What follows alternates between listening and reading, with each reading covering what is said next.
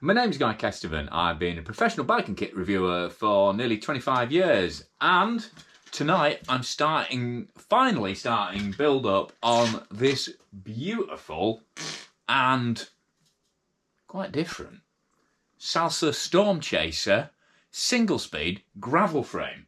So, you might have seen it hanging up in the corner of some of my videos recently, but I've been waiting to get parts together for what hopefully is quite an interesting project build. So let's have a first step. Let's have a look at the close-up details of the frame.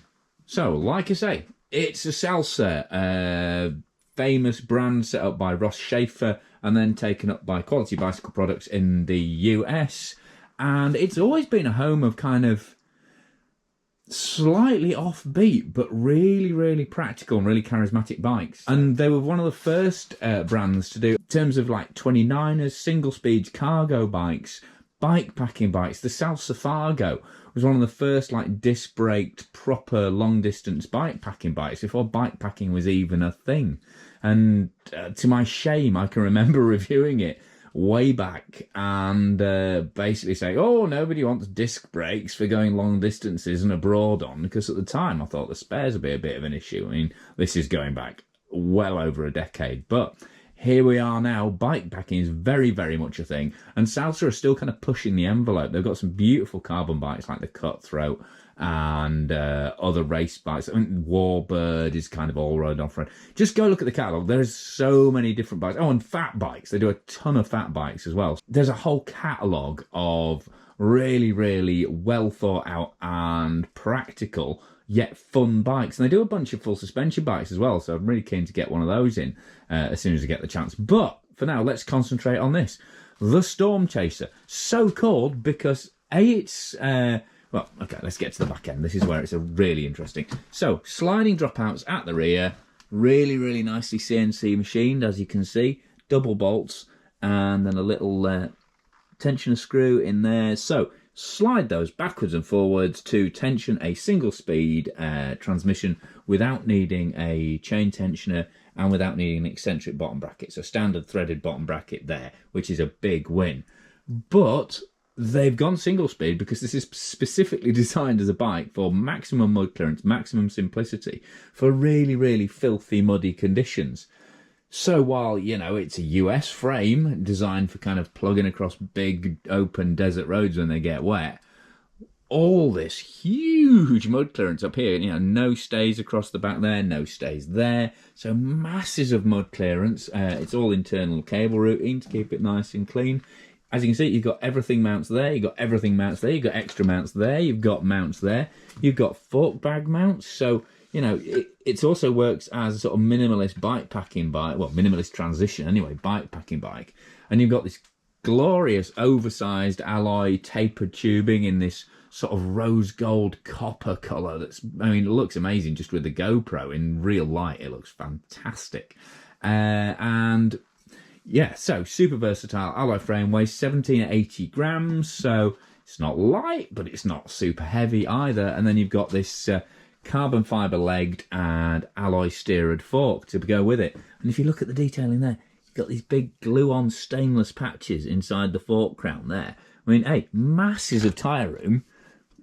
And then you've got extra protection for mud, rub or anything like that coming off the tyre, and those protect the carbon there. And just little details like that, you know, you've got a dynamo wiring loom there, and then internal cable routing for the brake, and it's a straight bolt through direct fit flat mount system, and obviously bolt through axles top and bottom.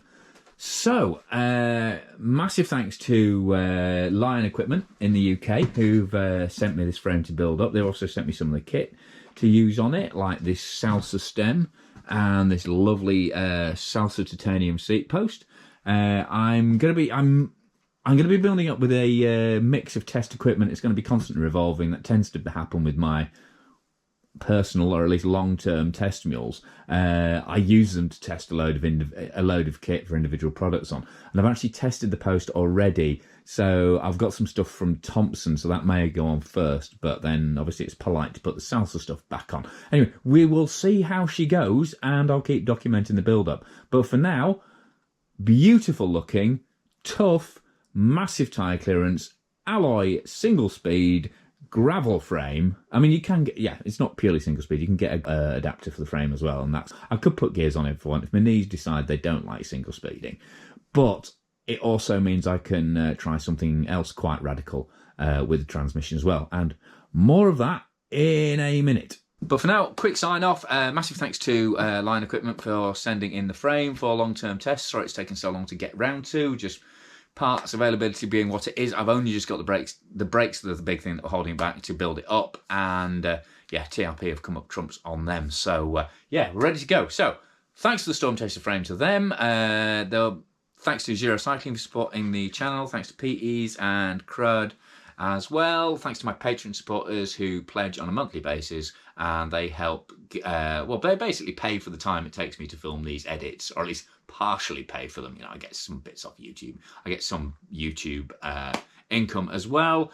And yeah, if you really like what I'm doing on the channel, please consider supporting me on Patreon, and that gets you exclusive, extended, ad-free, and sort of behind-the-scenes edits as a thank you. And you get early cuts as well, so they'll probably see some of these videos slightly earlier than standard YouTube.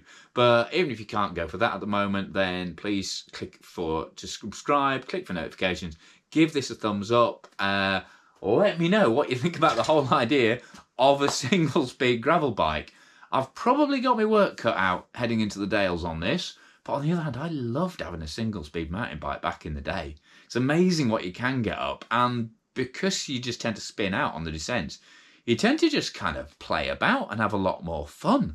So it'll be interesting whether my old knees can handle it, or whether I just use it for a lot of cruising out to the east of where I live, where it's flat. And yeah, I've got some trips coming down to Norfolk coming up as well, which presumably it'll be perfect for. But anyway, for now, massive thanks for watching. I've been Guy Kestevan on Guy Kest TV, talking about the start of my Salsa Stormchaser project build. Thank you very much.